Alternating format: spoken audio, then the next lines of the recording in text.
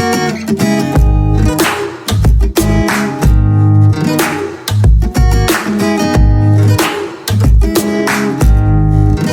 guys! Welcome to my YouTube channel. This is Teach Marky, your science buddy na magpapaliwanag sa inyo ng mga lessons nyo sa science. For this video, we're going to talk about still physical changes in terms of the arrangement and motion of atoms and molecules, but this time our focus is more on chemical change. Specifically, define chemical change operationally and cite the different pieces of evidence of chemical change. Explain how chemical change affects the chemical composition of a material at molecular level. And lastly, create a table showing the similarities and differences of physical and chemical change together with some examples of each change. But before anything else, please do subscribe to my YouTube channel and click the notification button para maging updated kayo sa mga bagong science video discussions na i-upload ko. So what are we waiting for? Let us now explore the world of science. So before we proceed with our discussion, let us have a short magic show. I'm going to show you some magic tricks. All you have to do is to watch it carefully and be amazed. So let us now begin. Okay, our first magic trick is seeing and pouring air like water. Alam niyo ba na pwedeng makita at ibuhos ang hangin na parang isang tubig? So let us watch this.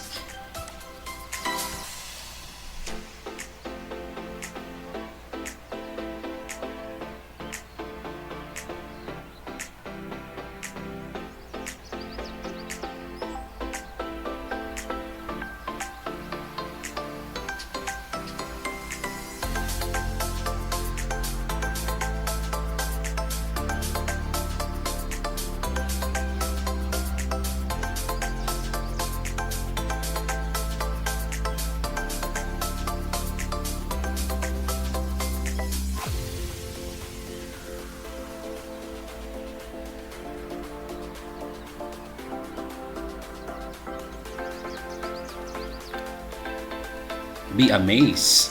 That's what I'm telling you. Amazing, right? Our second magic trick is milk color wheel.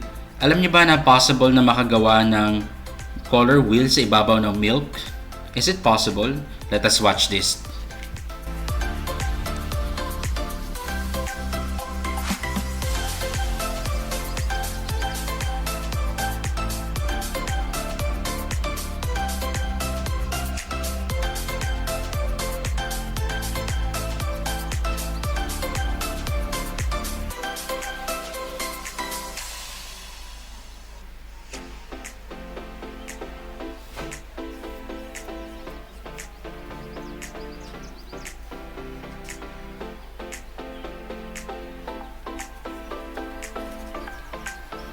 And then lalagyan ng dishwashing sa center. Oh, that's what I'm telling you. Amazing, right?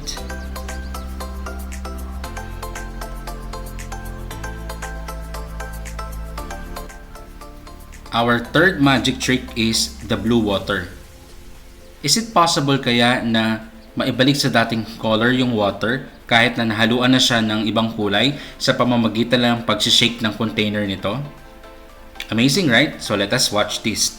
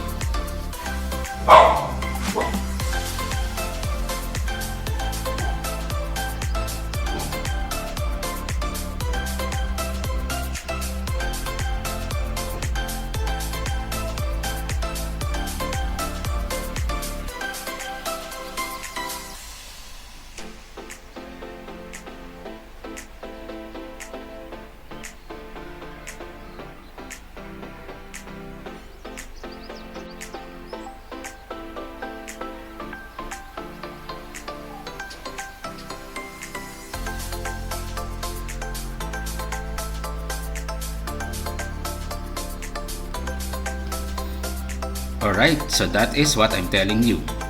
Amazing, right? Our next magic trick is trading places.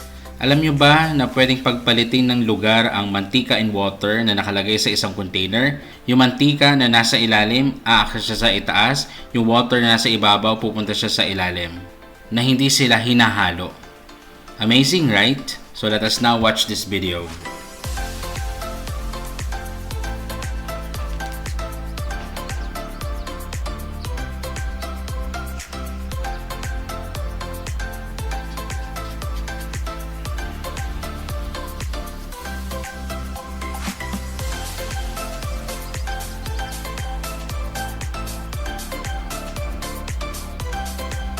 That's what I'm telling you. Amazing, right? Our magic trick number 5, the dancing dolls. Nakikita na ba kayo ng paper dolls na sumasayaw na hindi siya hinahawakan or walang taling nakadikit sa kanya and then pinapagalaw ng kamay? So let us now watch this video.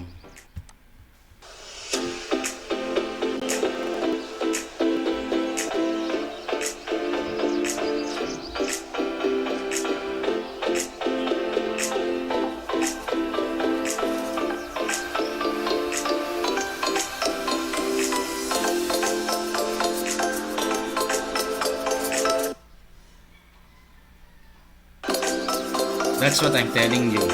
Amazing, right? Our magic trick number 6 is oxygen and hydrogen madness. Alam nyo ba na pwede nating paghiwalayin ang oxygen and hydrogen ng water? Paano kaya yun? Amazing, no? You watch this video.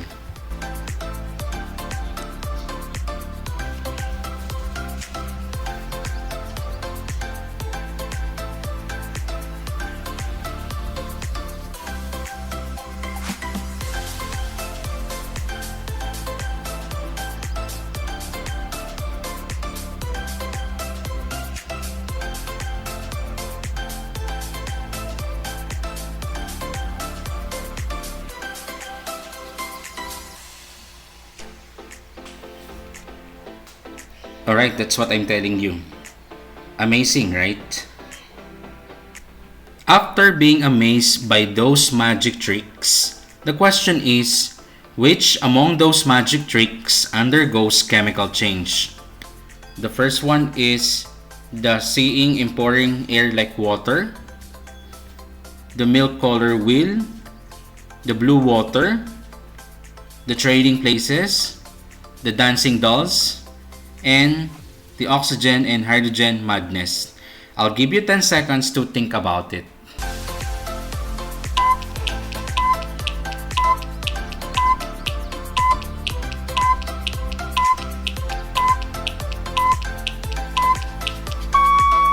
Let us now check if your answers are correct.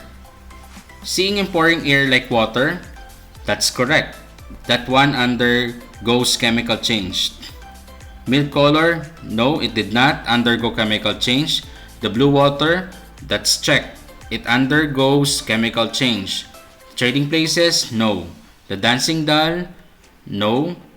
The oxygen and hydrogen madness, yes, it undergoes chemical change. If all your answers are correct, congratulations. The question now is, what is chemical change? Chemical change or tinatawag din siyang chemical reactions, nangyayari yan una kapag meron ng bagong substance na na-formed. Pangalawa, kung naalala niyo yung definition na binigay ko dun sa previous video lesson natin, na kung saan nangyayari yung chemical change kapag yung composition ng substance ay na-change na into a substance na kung saan yung physical and chemical properties niya ay completely iba na doon sa original substance. Now, may additional definition is nangyayari ang chemical change kapag ang chemical bonds, pag sinabi natin chemical bonds is yung being together ng mga molecules or atoms na bumubuo sa substance na yan through the help of intermolecular force. Nagsisimula ng mag-break or masira yung kanilang chemical bond at yung atoms na bumubuo sa kanila ay nag-i-start na rin mag-separate and magre-rearrange themselves at doon na ngayon bubuo ng bagong substance na mayroong bagong chemical bonds. Later, explain ko further itong sort of molecular level definition of chemical change. chemical change, may mga indication siya, signs or pieces of evidence that will help you identify if a certain substance undergoes chemical change. We will discuss it one by one. Let's start with color. So kapag nag-change ang color ng isang substance, yun ay indication na nag-undergo ng chemical change yung substance na yun. For instance, itong banana. Mapapansin nyo, nag-start siya sa color yellow. As time passes by, you will observe yung skin ng banana unti-unti nang nag-change yung color niya into brown. So makikita nyo yung maraming dot-dots sa kanyang balat. Which normally, sinasabi natin yan ay unti-unti nang nabubulok. So nagkaroon ng change of color. So itong banana na to, nag-undergo siya ng chemical change. Another example is itong dahon. Or nag-start ang color ng dahon na to sa green. As time passes by, yung kanyang pagiging green, unti-unti na natu-turn into a different color. Napapansin nyo na unti na na-change yung color niya. It looks like parang pink yung color. And then, may mga formation na rin dito ng mga nabulok na part ng dahon. So, ito ay example ng chemical change under color. Pangalawang signs or indications na nag-undergo ng chemical change ang isang substance is yung energy. Whether na-absorb ba or na-release yung energy. So kapag nagkaroon ng release or gain ng energy ang isang object or substance, yun ay palatandaan na merong chemical change na nangyari. Example nito is itong baking a cake. Nilagay ito sa loob ng oven. So mapapansin nyo, as time passes by, itong dough or yung flour and liquid mixture nito, napansin nyo umalsa siya. Ibig sabihin, inabsorb niya yung heat sa loob ng oven. Mapapansin nyo rin nag-change yung color niya from white yung dough naging brown. So nag-undergo to ng chemical change. Another example is itong fireworks. Itong fireworks naman ay nag-release siya ng energy. Okay, in the form of light. So ito yung nakikita nyong light, ayan yung nirelease ng energy. So that one, nag-undergo siya ng chemical change. Pangatlong indication or signs na nagkaroon ng chemical change yung substance na yun is through odor or taste. So kapag nag-change yung amoy niya, sabihin natin originally mabango yung amoy niya and then suddenly nagkaroon ng unpleasant smell. Ganon din sa taste. Kapag originally masarap yung lasa niya and then after some times yung tinikman mo, naging parang maasim na siya or nagbago yung lasa niya. So that one undergoes chemical change. Example is itong moldy bread. So itong moldy bread na to, kapag tumagal to ng ilang araw, mapapansin nyo na siya ay tutubuan ng mga mold. And kapag halimbawa accidentally, hindi mo napansin, natikman mo yan, so malalasahan mo yung pagbabago doon sa bread na yon. So which means it undergoes chemical change. Another example of that one is itong decomposition of a dead body. This one is a bunny or rabbit. So there's a dead rabbit here. So after several days, itong bunny na to na namatay, unti-unti siyang madedecompose at nag-i-emit yan ng mabahong amoy. Okay? Which signals or gives you an idea na ito ay unti-unti nang nabubulok. Which means also na nag-undergo ito ng chemical change through the decomposition of its dead body. Now, the fourth signs or indications of chemical change is yung production of gases or solids. Ibig sabihin nagkaroon ng pag-form ng gas or solid dun sa substance na yon. So yun ay indication na mayroong chemical change na nangyari. Example niya is yung napanood nyo kanina doon sa magic trick number 1 na kung saan nakita nyo yung hangin tsaka parang naibuhos siya na tulad ng isang tubig. Actually, yun ay example ng production of gas. After paghalo kasi yung vinegar and baking soda, nagkaroon ng chemical reaction. Yung chemical reaction na yun is yung pagka-form ng gas. At yung gas na na-form is carbon dioxide. So yung nakita nyo kaninang ibinuhos sa baso, yan, nakita nyo na hangin, that is the carbon dioxide. Bakit nakikita natin? Kasi yung usok na galing doon sa posporo ay na-mix siya doon sa may carbon dioxide, kaya we're able to see it. So that one undergoes chemical change. Another example niyan is yung fermentation of milk. Fermentation, ito yung process na kung saan gumagawa ng mga wine, ng beer, tsaka ng mga liquor, at ibang mga sugar na kung saan kino-convert sila sa ethyl alcohol. Dito, sa milk, na karoon dito ng curd. Curd, ito yung soft white substance na nafo-form kapag yung gatas ay nagsasour siya or nagiging maasim after several days. Ito actually ginagamit na basis sa paggawa ng cheese. So, ang na-form na solid dito is curd. So, yan ay example ng chemical change. Another signs or indications of chemical change is yung tinatawag natin na not easily reversed or hindi na maibabalik sa dati niyang original na form or yung original na substance. Example niyan is yung kaninang magic trick na napanood nyo.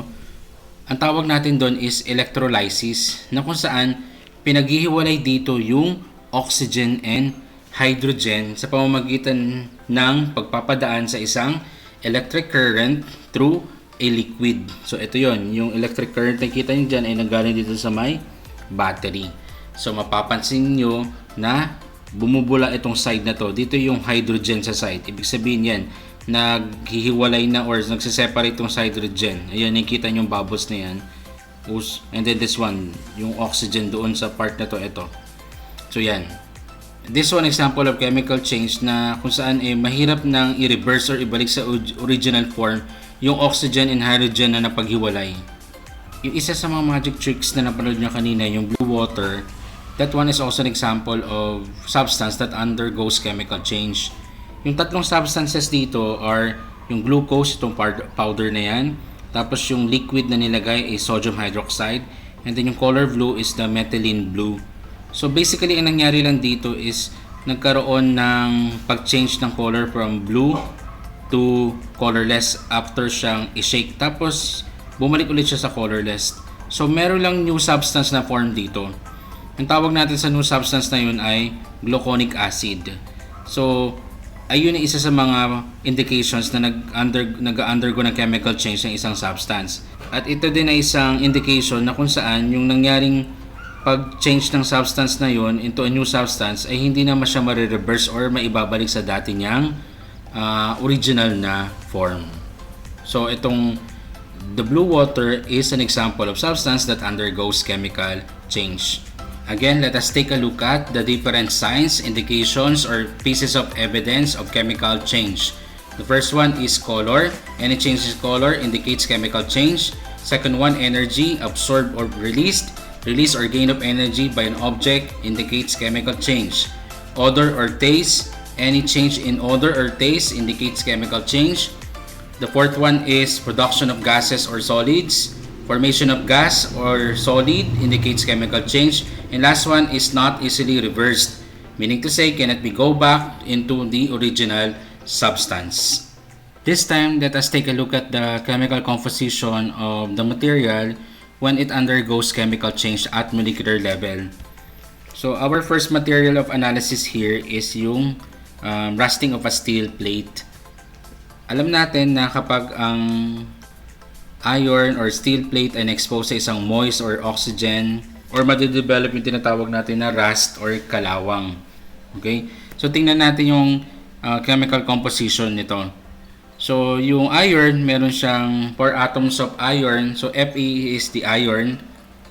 And then kapag siya ay na-expose sa oxygen, so meron tayo ditong 3 molecules of oxygen or O2. Ito yon. So ang tawag natin dito ay reactants, itong mga to.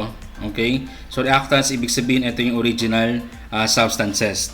Okay? So pag nagkaroon ng chemical reaction itong dalawang to, ang magiging result niyan is itong tinatawag natin na iron oxide. So nakikita nyo dito yung 2 molecules of iron oxides. Ang tawag rin pala dito ay products. Product is ito yung new substance na form.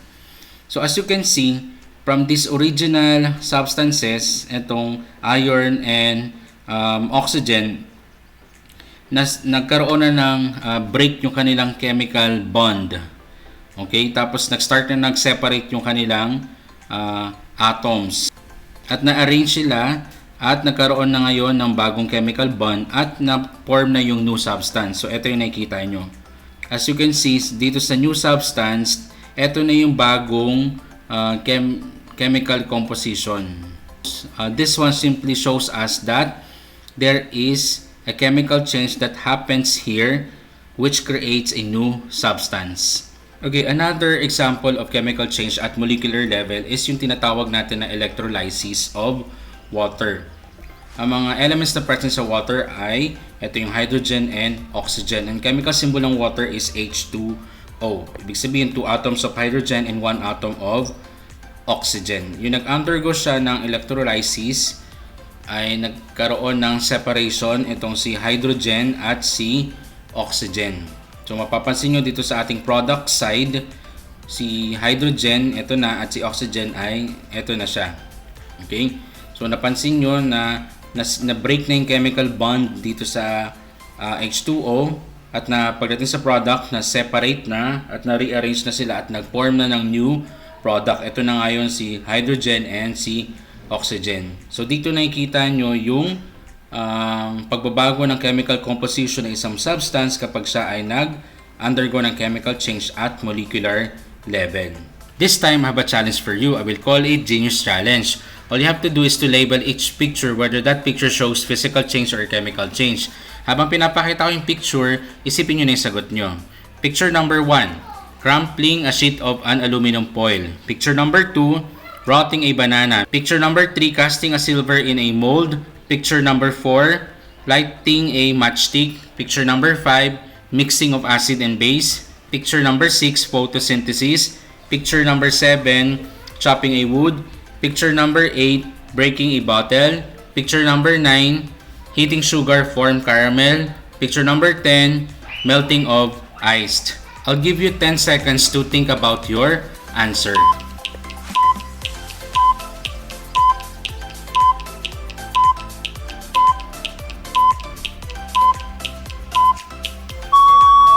Alright, let us check if your answers are correct. Picture number 1, physical change. Number 2, chemical change. Number 3, physical change. Number 4, chemical change. Number 5, chemical change. Number 6, chemical change. Number 7, physical change. Number 8, physical change. Number 9, chemical change. At number 10, physical change. If all your answers are correct, congratulations! This time, let us talk about the similarities and differences of physical and chemical change. So let us start with the similarities. Isa sa mga similarities nila is yung tinatawag na cycle of internal combustion or yung involvement ni heat para magkaroon ng change na tinatawag. Ang best example nito is yung burning candle wax. Both physical and chemical change ang nangyayari dito. Ang physical change dito is itong pagkatunaw ng wax na to dahil dito sa init ng flame nitong candle na to. Yung natunaw siya, naging liquid yung wax. Pero after sometimes kapag lumamig na siya, nagiging solid ulit. So ayan yung physical change dito. Yung chemical change na naman nangyari dito is yung itong wax na to dahil na-expose siya sa init, na-burn siya. Okay, and then yung na-burn na yan, nag-create ngayon ng new substance, which is ayun yung tinatawag natin na carbon dioxide. So ayun yung chemical change na nangyari dito. Pangalawang similarity nila is yung tinatawag natin na change of its state of matter. So pares sila nagbabago ng state nila. Halimbawa, itong boiling of water. So itong liquid, kapag na-expose sa heat yan, nagkakaroon ng evaporation. So from liquid, nagiging gas siya. So nag-change yung state niya. Dito naman sa chemical change is itong fermentation of milk.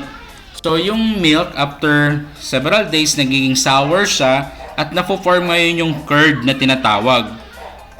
So, from liquid siya, naging solid ngayon itong milk na to. Yung solid dito ay hindi literal na solid na matigas. Ito yung soft solid, which is ito yung curd na tinatawag na na-form dito sa may milk. This time, let us talk about the differences between physical and chemical change. Yung una is sa physical change, temporary it can be reversed. Halimbawa, itong melting of ice. Kapag natunaw yan, naging water, pwede ulit siya maging ice. Itong crumpling a sheet of an aluminum foil, kapag inayos mo siya sa pagkakakrampol niya, pwede siya mabalik sa dati niyang itsura. Itong mixing of blue and white marbles, simple lang naman yan. Pag hiwalay-hiwalayin mo na, pagsamahin lang yung puti and blue marbles. So sa chemical change naman, ito ay permanent na, hindi na siya may babalik sa dati. Halimbawa itong burning a wood, pag nasunog yung wood na yan, hindi na siya mababalik sa dating itsura ng wood. Ganon din dito sa may matchstick, hindi na may babalik sa dating matchstick kapag nasunog na siya. At same thing sa battery, kapag na-use ng energy from the battery, hindi na siya may babalik ulit. Same thing din sa boiling an egg. Kapag naluto na yung egg, yung dati niyang itsura, hindi na may babalik. Pati rin sa digestion of food. Kapag na-digest na ng katawan ng tao yung food, hindi na siya may babalik sa dati niyang form. At syempre, yung sa pagkabulok ng saging. So kapag nabulok na yung saging, hindi na siya mababalik sa pagiging fresh niya. Another difference nila is dito sa physical, no new substances form, then yung chemical composition remains unchanged. Halimbawa dito sa cutting of paper, wala naman new substance na form. Same pa rin naman yung kanyang composition. Another one is chopping a wood, no substance form, at yung kanyang composition ay remain unchanged. And ito namang casting a silver in a mold, ganun din. Walang new substance na form at yung kanyang composition ay unchanged pa rin. Pero pagdating sa chemical change, new substances na ang na-form, tapos yung chemical composition niya ay nagbago. Halimbawa dito sa souring of milk, ang nabuo dito na new substance is yung curd. So, nagkaroon din ng change yung chemical composition niya. Naging maasim na siya. And then, ito namang heating sugar to form caramel, ganun din. Yung bagong substance na na-form dito is yung caramel. So, yung kanyang chemical composition na bago na rin. And then, ito namang popcorn na to, ganun din. So, nabago na yung kanyang chemical composition at merong new substance na na-form. At last one is yung frying ng isda. So, yung pagkaroon ng mga parang mga sunog-sunog sa balat ng isda, ayan yung new substance na na-form. At ayan din yung bagong chemical composition na nangyari dito sa may fish. Yung last na difference ng physical and chemical change is yung tinatawag na individual properties are retained. Dito naman sa physical change yun. Halimbawa itong breaking a bottle. Kahit na mabasag yan, yung kanyang pagiging glass ng bottle na yan o ano man yung mga property niya ay mananatili pa rin kahit na naging pieces na siya. At the same thing din dito sa may dissolving sugar to water. Kahit na yung sugar na dissolve siya dito sa water, yung pagiging matamis niya ay na-retain pa rin, hindi na bago. And then ganoon din dito sa may melting of wax. Kahit na natunaw itong wax na to, ganoon pa rin siya yung kanyang property niya. Kung ang property niya ay kulay puti pa rin siya. Kung hard yung property niya, hard pa rin siya. Sa chemical change naman, yung individual properties are not retained. As in totally nawala na. Halimbawa dito sa may photosynthesis. Ito ay combination ng sunlight, carbon dioxide plus water. Kapag nag-undergo ng photosynthesis, nagiging glucose na siya or sugar and then oxygen. So totally, nabago na yung kanyang property. And then same thing din dito sa may mixing of acid and base. So kung mapapansin nyo dito, ito yung acid, ito yung base, and then yung product niya ay water tapos salt. So naiba na yung kanyang individual property. Again, let us sum up the similarities and differences of physical and chemical change. Physical change and chemical change, ito yung similarities nila. Tingnan nyo. Pagdating naman sa differences sa physical change, ito yon. Sa chemical change, ito naman. Please do remember these things. Finally, this ends our video discussion. I hope that you're able to understand everything about chemical change. Hopefully, next time you will still join me in my next science video discussion. Thank you for listening.